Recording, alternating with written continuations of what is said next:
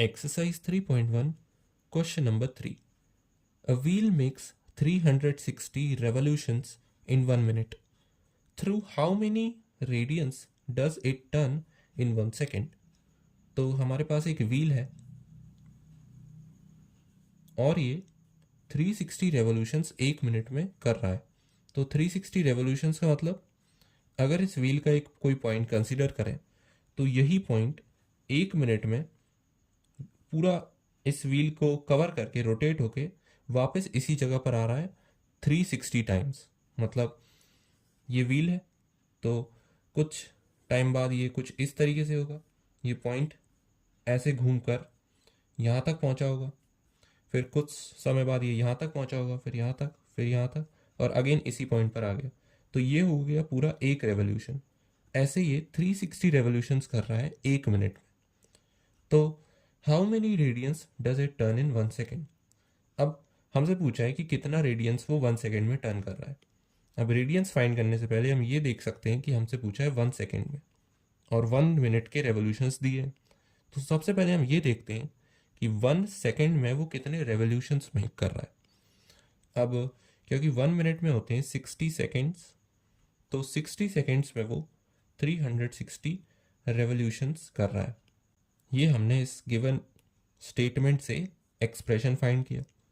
अब 1 सेकेंड में वो कितने रेवोल्यूशंस फाइंड करेगा? 360 डिवाइड बाय 60, क्योंकि अगर हम दोनों तरफ 60 से डिवाइड कर दें तो 60/61 आ जाएगा और 360/60 विल बी 6 6 36। मतलब 1 सेकेंड में वो 6 रेवोल्यूशंस कर रहा है।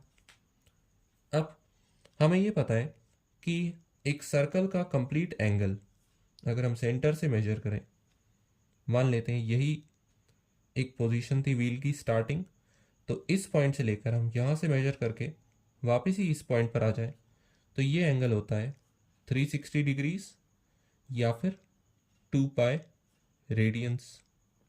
ये हमें पता है। अब हमसे आंसर रेडियन में पूछा है तो हम 2 पाई को कंसिडर करेंगे।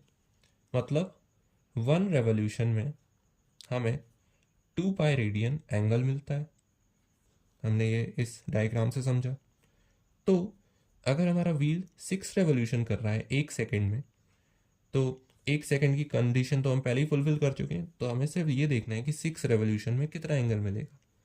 तो सिंपली दोनों तरफ अगर हम 6 से मल्टीप्लाई करें, सो 6 रेवोल्यूशन में हमें मिलेगा 6 टाइम्स 2 पाई रेडियंस।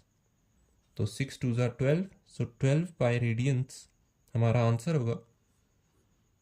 और इसका मतलब ये होगा कि अगर 1 मिनट में ये पॉइंट 360 टाइम्स वापस घूमकर इसी जगह पर आ रहा है, तो 1 सेकेंड में ये पॉइंट 1 2 3 4 5 और 6 टाइम्स घूम के आएगा।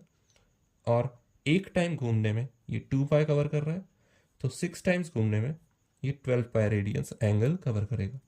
सो दिस इज आवर आंसर।